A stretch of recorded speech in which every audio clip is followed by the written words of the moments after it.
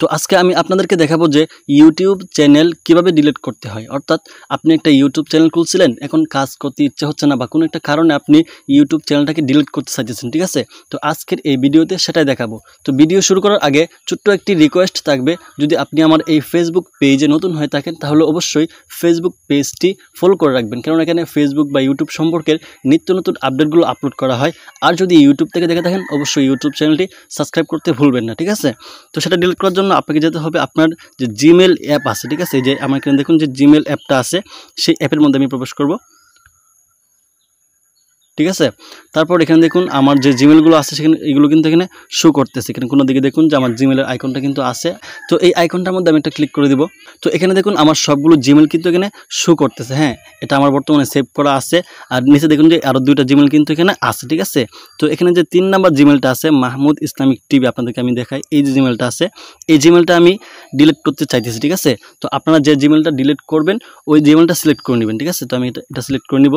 এখানে ক্লিক করলে কিন্তু এই দেখুন এখন কিন্তু আমার এই জিমেলের মধ্যে কিন্তু এই যে মাহমুদ ইসলামিক টিভি যেটা আমি ডিলিট করতে চাইতেছি ওটা কিন্তু সিলেক্ট হয়ে গেছে। হ্যাঁ, এখানে দেখুন যে উপরের দিকে কিন্তু এটা চলে গেছে।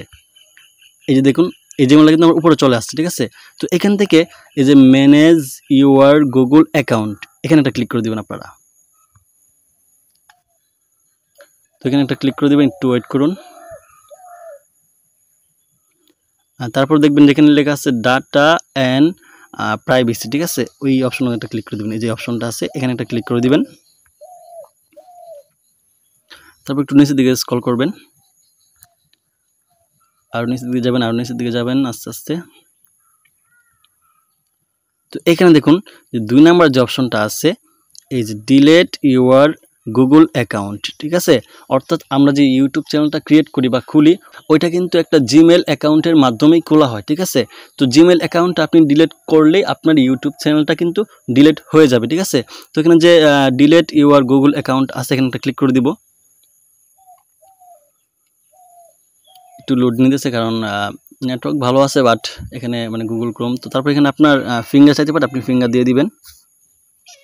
ফিঙ্গার দিয়ে দিলাম, বা প্যাটার্ন অপশন থাকলে প্যাটার্ন দিয়ে দিবেন।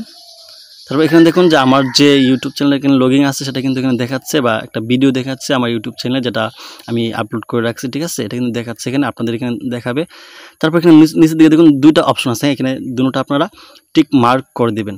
তারপর এখানে যে ডিলিট অ্যাকাউন্ট আছে নিচের দিকে দেখুন এই যে ডিলিট অ্যাকাউন্ট, এখানে একটা ক্লিক করে দিবেন, ঠিক আছে।